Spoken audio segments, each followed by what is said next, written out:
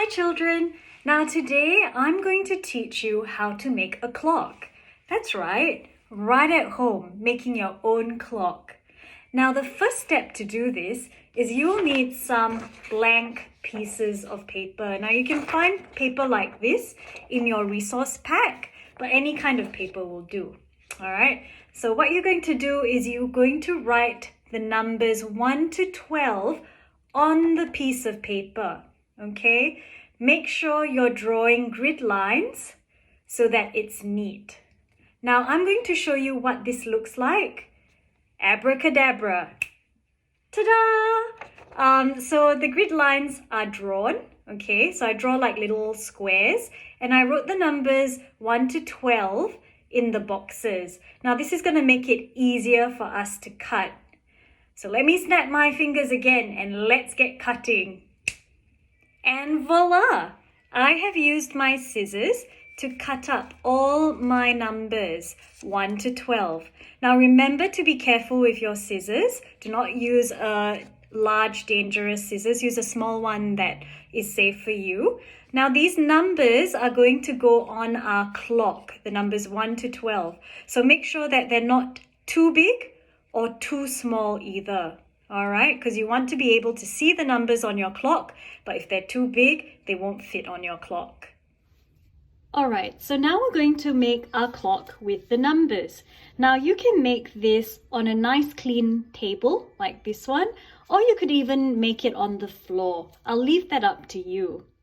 Now we need to know the numbers that go on the four corners. Here, here, here, and here. Now right at the top, you should have the number 12. At the side here, you should have the number 3.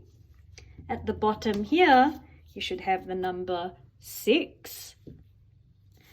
And opposite 3, there should be 9. So a good way to remember this is 12 and 6 are top and bottom.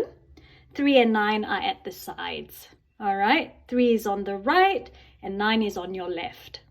Now it's time to put in the other numbers. So what comes after 12? It's 1, 2, 3, 4, 5. You might want to move it around so it looks better. That's it.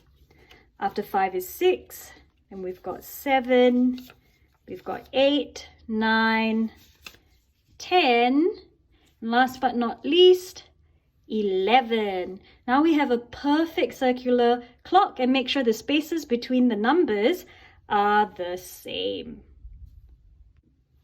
Now what's left are the hands of the clock.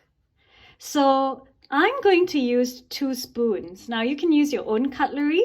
I took the big spoon to be the minute hand because the minute hand is the longer hand.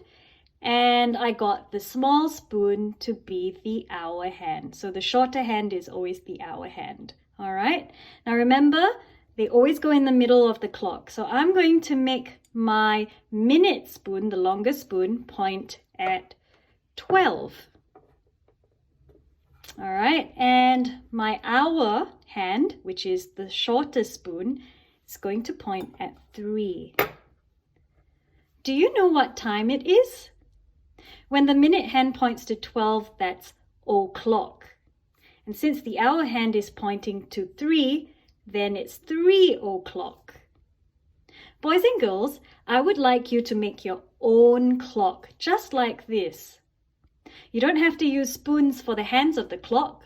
You can use something else if you want. Just make sure one of the hands are longer and one of the hands is shorter for the minute and the hour hand. Take a picture of it and upload it to Seesaw. Have fun, boys and girls.